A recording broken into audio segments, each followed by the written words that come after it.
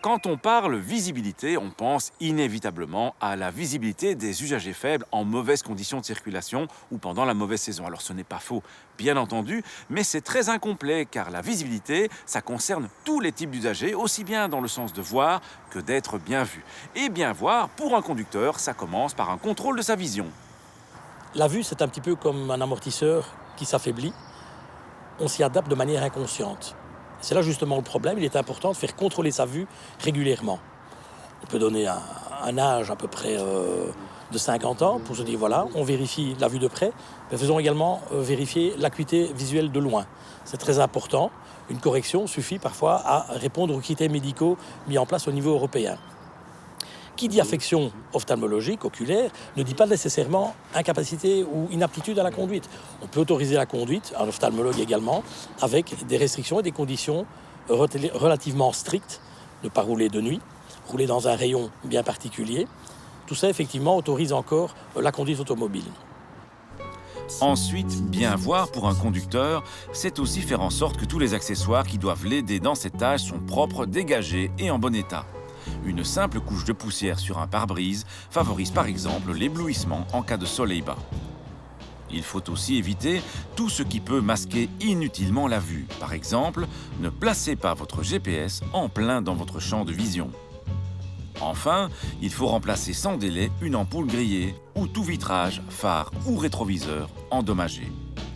Bien voir, c'est aussi aller chercher les informations dont on a besoin ou dont on pourrait avoir besoin. Voilà pourquoi il est important de regarder très régulièrement dans ses rétroviseurs.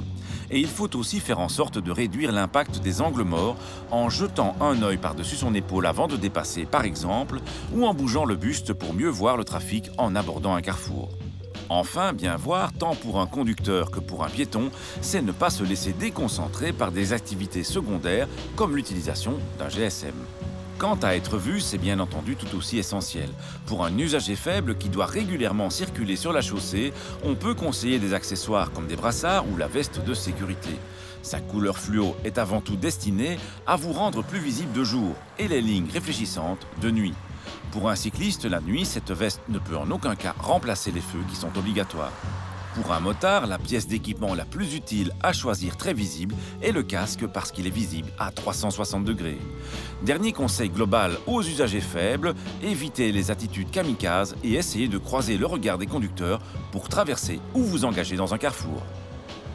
Vous l'aurez compris, il est donc essentiel que vous vous préoccupiez de bien voir et aussi d'être bien vu. C'est une question d'attitude générale, mais aussi de bonne utilisation des accessoires qui sont à votre disposition.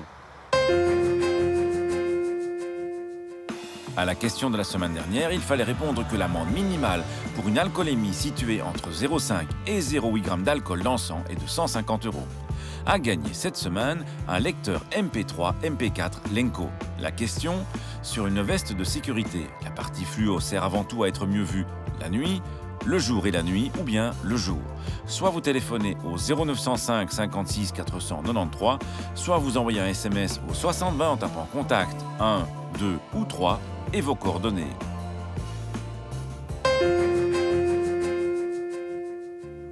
Un rétroviseur doit être bien réglé pour être pleinement utile. Si le rétroviseur central ne pose généralement pas de problème, ce n'est pas toujours le cas des rétroviseurs latéraux. Ceux-ci doivent être réglés pour voir loin et diminuer l'angle mort. Il ne faut donc voir qu'un tout petit peu de carrosserie et il faut les orienter le plus à l'horizontale possible, car il est inutile en effet d'observer les avions dans le ciel ou le bitume. À la semaine prochaine et d'ici là, bonne route!